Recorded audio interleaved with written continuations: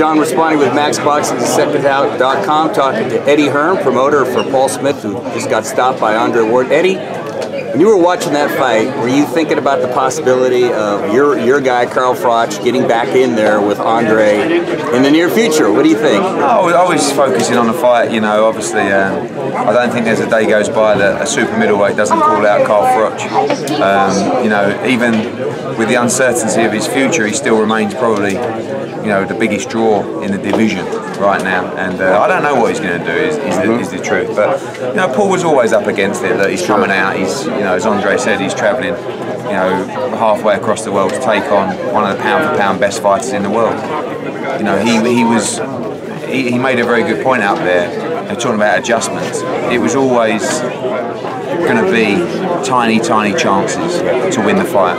He hit me with one really great right hand, I think in the 6th or 7th round, but you know, you need to do more than just one right hand, and you know, he tried, but he wasn't good enough. It was all about levels, and Andre Ward, we know, is, you know, he's a wonderful fighter and was too good on the night. Were you impressed by Ward's? I mean, 19 months is a long time for a fighter. We all know that. In the early rounds, he was a little, you know, I think he was nervous. Not necessarily at Paul, but I just think he was nervous of trying to look good and the pressure. It was a great atmosphere in there, you know. But you don't, you know, class always shows, you know, over time, and you know, it was cream rises. Yeah, I think that it was awkward for him because he didn't really know what to expect from Paul Smith. You know, you can watch the tapes, but it's kind of like, you know, you wouldn't have seen him fight that many times, but he adjusted well, and you know, I felt like Paul needed to be a little bit busier earlier on. I think that was going to be his best chance in the fight, but you know, he had some small success, and I think if the nose wouldn't have broke, I think he would have gone the distance, to be honest with you. But you know, it was just the cuts were a problem, and then the nose breaking, and you know, you get to a stage where, you know, you might have given him an argument for maybe one round or share of a round, but when you're losing every round and it doesn't look like you're going to find a way back in the fight and you're taking unnecessary punishment, that's the time for the corner to step in. I think they did a great job.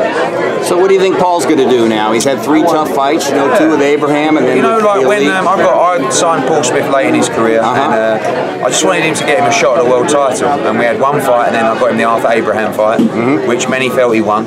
Very close fight. Close fight, yeah. And then he lost a great fight in the rematch, and then he went and fought Andre Ward. So this is, you know, you're talking about a guy that has always operated at British and European level. You know, showed that he can compete at world level in the Abraham fight, but you know, he's had 3 fights in you know, 8 months. 2 with Abraham and 1 with Andre Ward. That's actually the toughest run of any super middleweight, probably in, you know, in the last, you know, in that period. So he's, you know, he works a lot with Sky back at home. He's got a baby on the way. I think that might be the end for Paul Smith, but it's difficult because, you know, the calls always come, and then you're going to get people who, you know, are going to say, well, if we can stop Andre Ward, Paul Smith inside 9 rounds, we make a statement against Andre Ward, and I'm sure he'll get offers and opportunities. But you know, he had his crack at the world scene.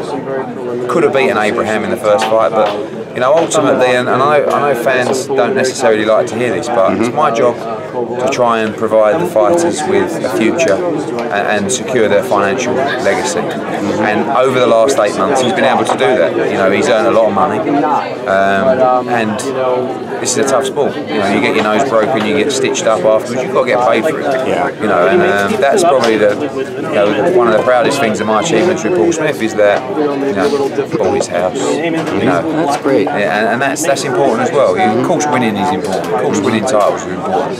Like this, when you're in a job as tough as this, they deserve to be paid as much as possible. Exactly. Great.